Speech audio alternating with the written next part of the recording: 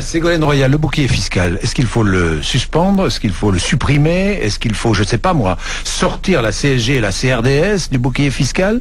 Quelle est votre position? Je crois que dans la situation dans laquelle nous sommes aujourd'hui, vu le poids symbolique et le poids aussi effectif réel du bouclier fiscal... 585 millions d'euros en 2009. Je pense que Nicolas Sarkozy ne tiendra pas et qu'il sera obligé de renoncer au bouclier fiscal. Je sors d'une campagne électorale comme beaucoup d'élus et je crois qu'il faut prendre la mesure de l'inquiétude des citoyens par rapport à des réformes qui n'ont pas de sens, qui sont toutes marquées du sceau de l'injustice. Et la question du bouclier fiscal, c'est quelque chose que les Français rejettent profondément parce que c'est le symbole de l'injustice du sarkozysme.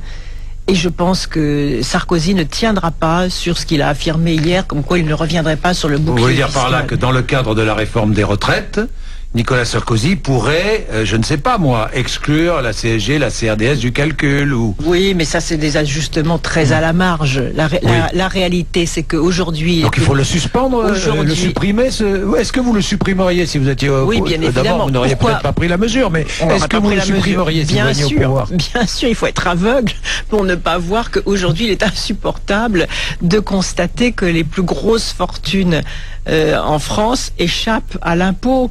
Le bouclier fiscal, il a été fait pour deux choses, selon Nicolas Sarkozy, pour faire revenir en France les grandes fortunes qui se sont expatriées, ça n'a pas été le cas, et deuxièmement, sous prétexte de ne pas confisquer, disait-il, 50% des revenus, il fallait ristourner aux plus grosses fortunes une partie de l'impôt qu'elles avaient payé. Sauf que, et on en voit plein d'exemples encore qui sont publiés dans la presse ce matin, avec les systèmes des niches fiscales et des aubaines fiscales, les plus grosses fortunes souvent ne payent déjà pas d'impôts. Donc non seulement elles ne payent pas d'impôts, mais en plus on leur redonne des chèques. Est-ce qu'il faut le supprimer, l'ISF, l'impôt sur la fortune? Mais je pense qu'il faut une réforme globale de la fiscalité. Vous êtes favorable à une suppression de l'ISF? Je ne vais pas vous faire de petites phrases mais reprises. Mais c'est pas petite phrase. Je ne vais pas vous faire... Est-ce que dans le cadre d'une réforme... Alors, j'ai une autre question. Est-ce que dans le cadre d'une réforme fiscale globale, il faut supprimer l'ISF? Si c'est un élément d'injustice fiscale, c'est évident. Il y a d'autres réformes à faire dans la fiscalité. Moi, je suis pour le prélèvement à la source, par exemple. Vous payez l'ISF, oui?